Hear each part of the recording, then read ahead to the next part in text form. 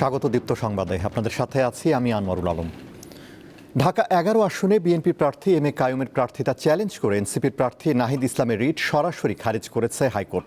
বিচারপতি ফাহমিদা কাদের ও বিচারপতি মোহাম্মদ আসিফ হাসানের সমন্বয়ে গঠিত বেঞ্চ আজ এ আদেশ দেয়। ফলে নির্বাচনের লড়াইয়ে থাকছেন কাইয়ুম।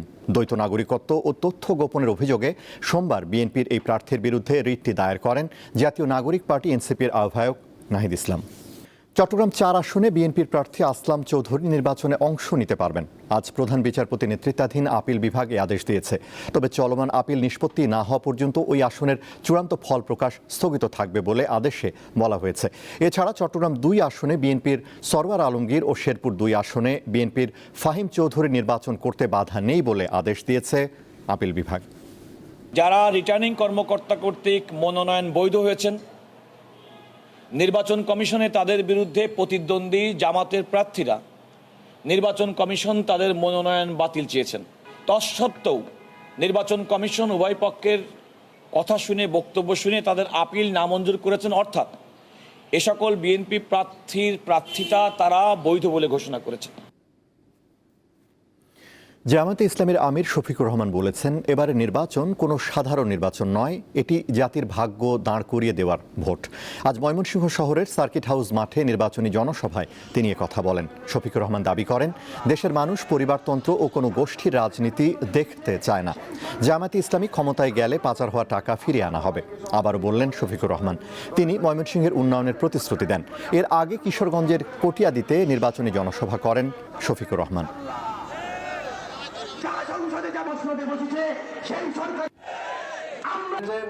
আমরা সবাইকে সময় দিতে গেলে অনেক সময় চলছে যে রাতের ভোট কায়েম করে আবার তারা বিবেক দিয়ে যেন কারো কোনো ক্ষতি না করি সেইটাকেই পরোয়া করি।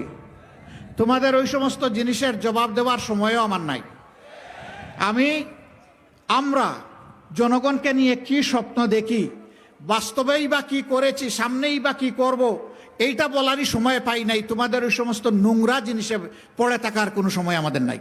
আমরা যুবকদের হাতে অপমানজনক বেকার ভাতা দিব না ইনশাআল্লাহ। বিএনপি চেয়ারম্যান তারেক রহমান 2 দশক পর কাল বরিশাল যাচ্ছেন। শহরের ঐতিহাসিক বেলস পার্ক মাঠে নির্বাচনী জনসভা করবেন তিনি। তারেক রহমানের সফর ঘিরে বিএনপির নেতাকর্মীরা উচ্ছ্বসিত। সমাবেশ সফল করতে চলছে শেষ মুহূর্তের প্রস্তুতি। জনসভায় বরিশাল বিভাগের 6 জেলার 21 আসনের প্রার্থীদের পরিচয় করিয়ে দেবেন তারেক রহমান। সবশেষ 2005 সালে তৃণমূল সম্মেলনে বরিশাল গিয়েছিলেন বিএনপির চেয়ারম্যান।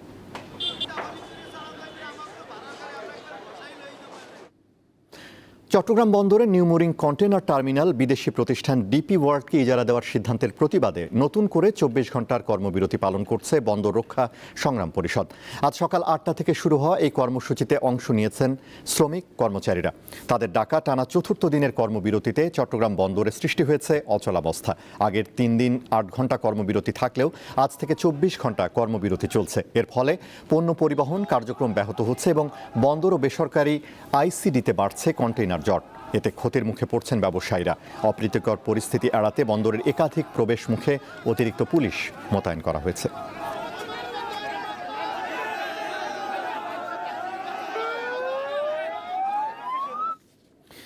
দর্শক, চট্টগ্রাম বন্দর রক্ষা সংগ্রাম পরিষদের আন্দোলনের খবর নিয়ে যোগ দিচ্ছেন সহকর্মী রুনা আনসারি। রুনা, বন্দর রক্ষা সংগ্রাম পরিষদের এই মুহূর্তের আন্দোলনের খবর আমাদের জানান।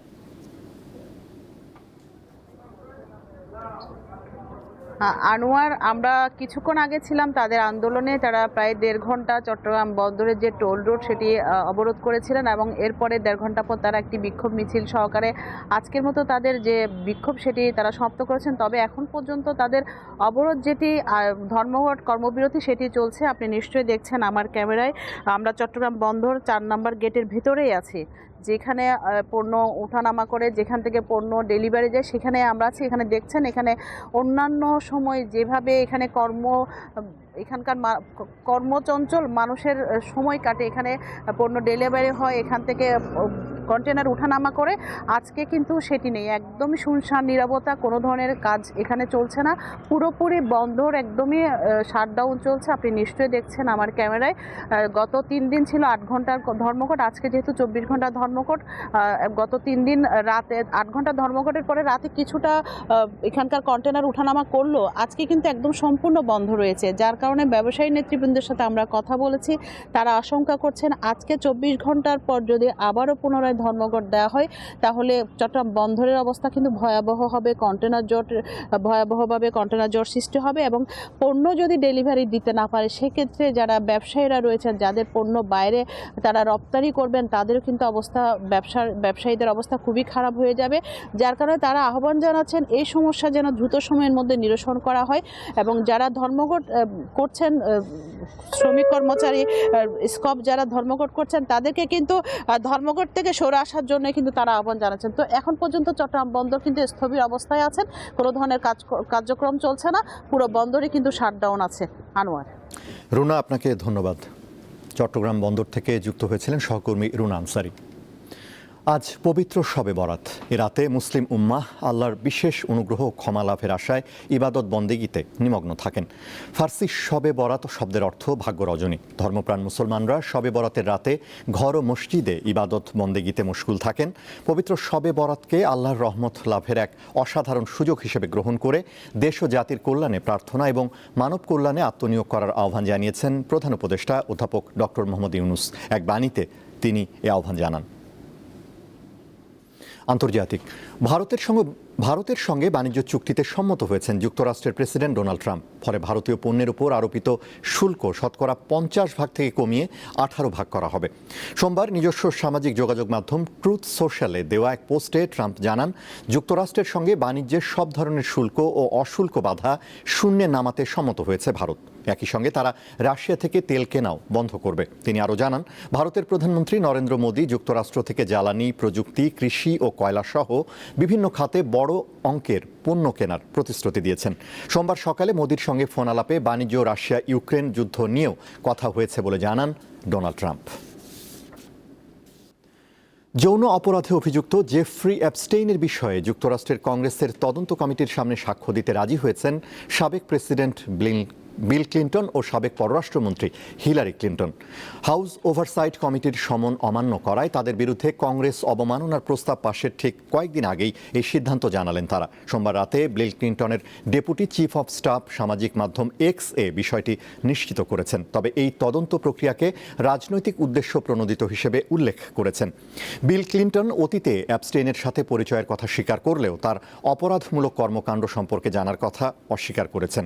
অবশ্য অ্যাপস্টেইনের ব্যক্তিগত জেটের ফ্লাইটে ক্লিন্টনের ভ্রমণের রেকর্ড এবং তার অবকাশ যাপনের কিছু পুরনো ছবি সম্প্রতি বিচার বিভাগ প্রকাশ করেছে।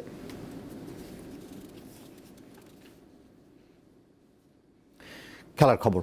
আইসিসি নারী টি-20 বিশ্বকাপের বাছাই পর্বে দুর্দান্ত পারফরমেন্স শেষে নেপাল থেকে আজ দেশে ফিরেছেন বাংলাদেশের মেয়েরা। হযরত শাহজালাল বিমানবন্দরে তাদেরকে ফুলেল শুভেচ্ছা জানানো হয়। 7টি ম্যাচের সবকটিতে জয় নিয়ে বিশ্বকাপ মূল পর্বের টিকিট নিশ্চিত করেছেন তারা।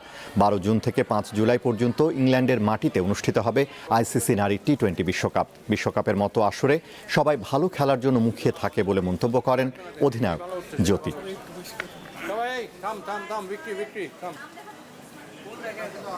যাওয়ার আগে মাইন্ডসেটটা এমন ছিল যে না, আমরা শুধুমাত্র ওখানে কোয়ালিফাই না, আমরা যেন সেই টুর্নামেন্টে আসলে আনবিটেন থাকতে পারি। কারণ এটা হচ্ছে আমাদের ওয়ার্ল্ড কাপে যাওয়ার আগে একটা বেস্ট প্রিপারেশন হবে। ওয়ার্ল্ড কাপ খেলা একটা প্লেয়ারের জন্য অনেক বড় একটা বিষয়। যখন সেটা আসলে করতে না পারে সেটা অনেক রিজন আছে, আসলে এটা নিয়ে কথা না বললে না এই সময়টাতে। বাট অবশ্যই খারাপ লাগার বিষয়, অ্যাজ এ প্লেয়ার আমার খারাপ লেগেছে, আমি বলে পুরো দলের অনেকেরই খারাপ লেগেছে ডেফিনেটলি। বাট স্টিল যেটা আসলে এখন রিয়েলিস্টিক ওয়েতে যেটা হচ্ছে সেটা আসলে আমাদের মেনে নেওয়া ছাড়া কোনো কিছু নেই। আমার কাছে মনে হয় এখন ফিউচার নিয়ে চিন্তা করাটাই উচিত। এই ছিল এখনকার মতো। এছাড়া আরও তথ্য বিনোদনের খবর পেতে যুক্ত থাকুন দীপ্তর ডিজিটাল প্ল্যাটফর্মগুলোতে। ধন্যবাদ।